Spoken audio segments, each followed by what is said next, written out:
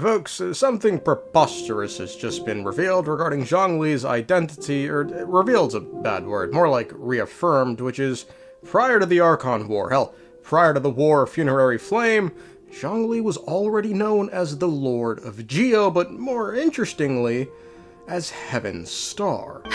Then, you must be... the Lord of Geo, Heaven's Star. In days of yore, he was the Lord of Geo, Heaven's Star. The reason I call this a reaffirmation as compared to a revelation is because we know when Zhongli first ascended sometime after Guizhong, he'd already had great control over the earth elements. Quote, "In the beginning when the people assembled to farm the land, a god named Guizhong descended whose dominion was over dust, and whose reach shrouded the skies for thousands of miles around.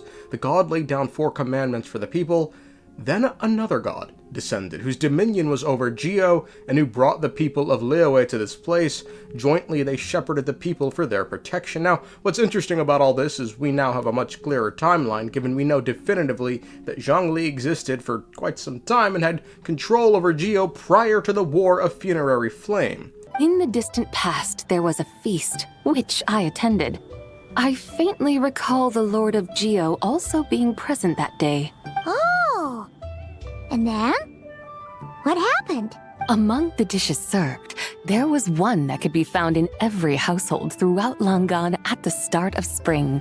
But how is this possible? How does he have such great control over this element specifically? Maybe it's just, Zhongli simply a dragon, and the Heaven's Star referred to in his title refers to Nibelung's heaven. Would explain the great dominion over Geo he has, yet there are some problems. The most obvious one being Nervalet, the Hydro Dragon Sovereign, who refers to Zhongli as Deus Ori, meaning God of Gold, and calls him an Archon who won the authority of Geo, meaning Zhongli seemingly had no connection to it previously. Nothing will stop me from rendering judgment on each of the 7.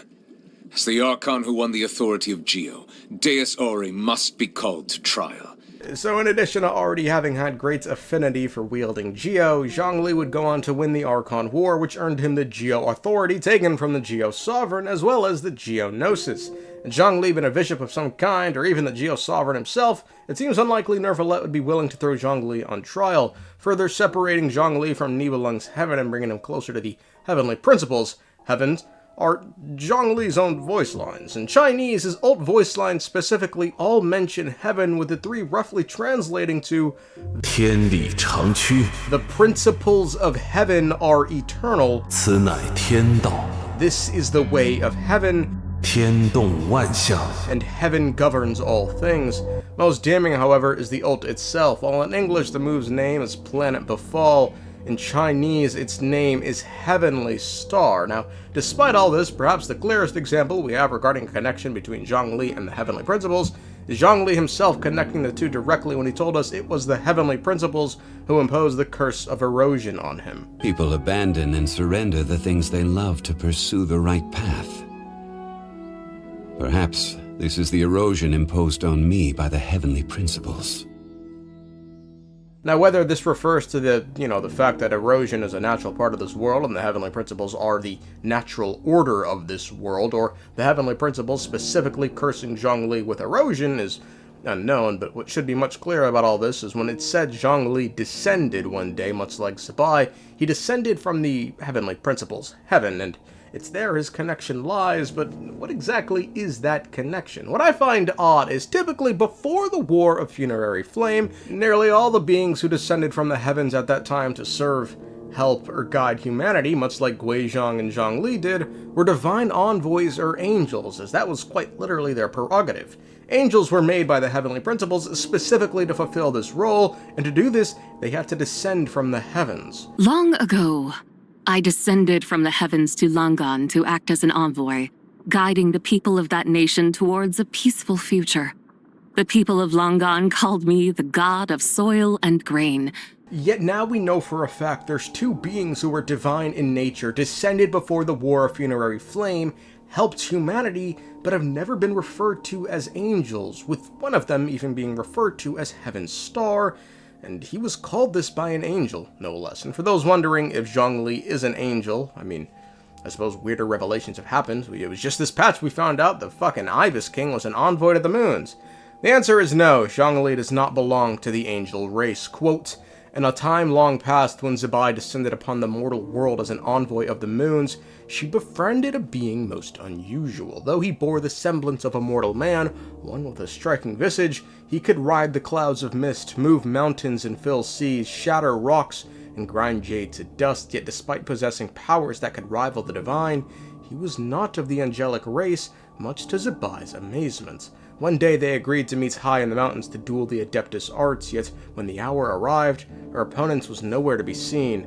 There was naught but a distant rumble on the horizon. Zibai followed the sound and discovered 3 identical figures aloft in the clouds engaged in a fierce confrontation. Amidst the clashing of their blades, she could hear faintly a battle cry, the Lord of Geo, Heaven's Star. Now what's interesting about the latter lines is it seems to indicate the title Zibai spoken to Zhongli in the most recent story patch isn't one she found out about in the heavens, as if it was, I don't know, they were going out awards or some shit, but rather was one of Zhongli's deadly selves, fucking saying it in the heat of battle. The text later goes on to state, quote, these so-called deadly selves are the impure thoughts and wicked desires that pollute the practitioner's mind. To cast them aside is to glimpse the unmarred self pure and clean, but Zibai, as an envoy of heaven and the 3 moons, harbored no such wayward thoughts. No matter how hard she tried, she could not sever her 3 deadly selves. Her friend was unperturbed, simply remarking, the will of heaven shifts and does not stay, while white clouds drift and turn to hounds of gray.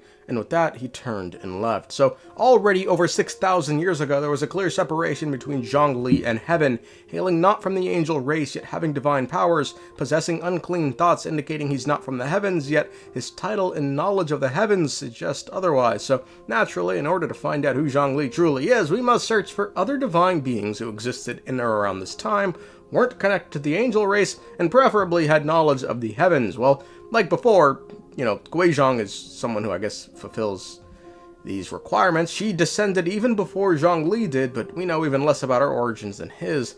Another being that comes to mind is Greater Lord Rukkhadevata. While we can't say for sure she existed before the War of Funerary Flame, given she's an avatar of Irminsul, it is likely.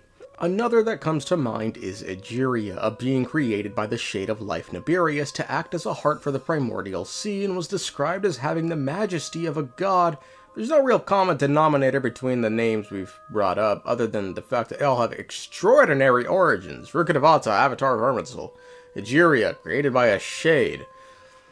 I guess they all were also, you know, first Archons, bar Guizhong, which leads us to, you know, another possibility. Zhongli is an outsider, not a native of Teyvat, and perhaps the warning he gave the traveler this very patch. I must admit a certain reluctance to implicate you in more of Teyvat's secrets. Often, the deeper one's knowledge of such matters, the harder it becomes to extricate oneself from them. You are someone who once traveled through the boundless sea of stars. I cannot help but wonder, perhaps it is wrong for your fate to become too entangled with the fate of any one world. Such is your conviction, then. Since journeying beyond Lille, you have had ample time to reflect on these matters, it would seem. It wasn't a warning at all, but rather a lesson he learned from personal experience. Zhongli, being an outsider, would explain why Zibai had never seen nor heard of the man called Heaven's Star before meeting him on Teyvat.